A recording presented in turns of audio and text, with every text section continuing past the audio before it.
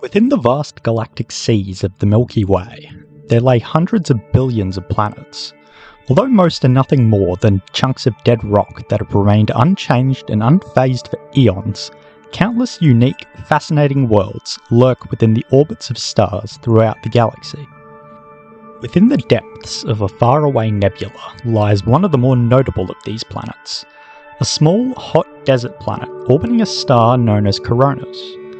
Although from orbit it looks just like any of the other millions of rocky, dry, regolith-covered planets in the galaxy, it's what can be found below the boundless layers of ancient silica that make this place special. This is Solfilius. 200 million years ago, the dust and debris left behind by an ancient supernova gave rise to a stellar nursery, birthing many stars as gravity collapsed the leftover dust upon itself. Of these stars, one of particular interest, known as Coronis, emerged. As this new star grew in size, it dragged even more dust into its gravitational sphere. Before long, a protoplanetary disk had accumulated around the star. After even more time, the chaotic, turbulent system of particles and ancient primordial matter either clotted together and stabilized, or fell into the molten core of Coronis. Once this multi-million-long-year process had finished, 2 planets remained, along with a few lonely asteroids that orbited the star. Tens of millions of years after their formation, humanity discovered these planets via a telescope. Soon enough, they became known as Solfilius and Adusta. Though Adusta was nothing more than a tiny clump of rock that basked in the radiation of Coronis, it was Solfilius that caught the eye of scientists, entrepreneurs, engineers, and space enthusiasts alike. Not long after the discovery of the planets, a probe was sent to the Coronis system to explore and collect data. Upon entering orbit around Solfilius to run scans, the probe picked up on some strange fluctuations in its orbital path. Minuscule changes would occur in its trajectory as it swung around the planet.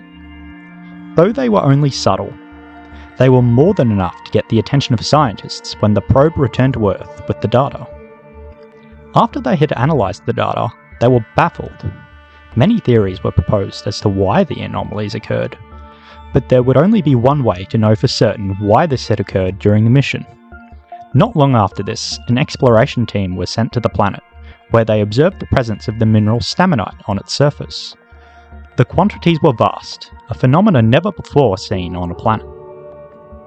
Staminite is an important mineral used in the production of warp drives. Its bizarre and exotic properties gave it the ability to warp spacetime and hence influence gravity. Its presence on the planet gave rise to the anomalies recorded by the probe during its initial visit. Sometime after this, a mine was set up on the surface of the planet with the goal of extracting the precious staminite from its surface for commercial use in warp drives and other technologies. Before long, the Solfilius staminite mine became by far the largest producer of the mineral in the interstellar frontier. As far as the rest of the planet was concerned, Solfilius was relatively unremarkable, though not uninteresting. A fairly standard desert planet, the surface was covered mainly with silica, alumina, feldspar, and iron oxides. It was still a rather young world, still bearing a strong magnetic field powered by a hot and active mantle. The field offered ample protection from solar wind despite its close orbit to Coronis, allowing Solfilius to maintain an atmosphere rather similar to Earth's. The active mantle also gave rise to a tectonic system, resulting in quakes near fault lines and the formation of ridges, mountains, and a number of volcanoes. The surface was baked by the radiation of Coronis, making it scorching hot during the day, with temperatures regularly exceeding 65 degrees Celsius in some regions. The nights were frigid, with minimums of -15 across the equator, and even lower minimums at the poles. Wind could be intense on the surface at times, depending on the region. Dust storms were a common phenomena, with some of the planet's largest lasting for weeks at a time. Gravity was close to that of Earth's, though slightly weaker at 0.8 Gs.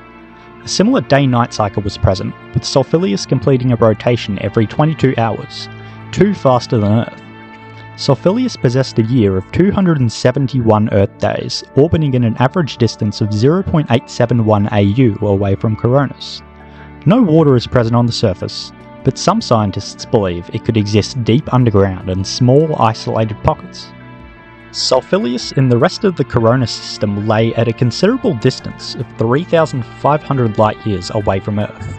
Although not painstakingly distant, the journey is not particularly short. With a sufficiently powerful Staminite warp drive, the flight to the planet takes a week on average. Reaching the system can also be challenging due to its location within a debris-laden nebula.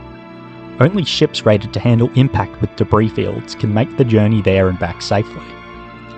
Although on first glance, it might seem like another boring, featureless desert planet, no different to any other in the galaxy. Solfilius, like boundless other places in the universe, holds a plethora of fascinating secrets that can be uncovered if one takes the time to look. And, although the journey there can be costly and lengthy at times, it is what lies under the sun-scorched surface that makes it worth the visit. Without the Staminite that this hidden gem holds, the interstellar frontier would simply not be the place that it is today.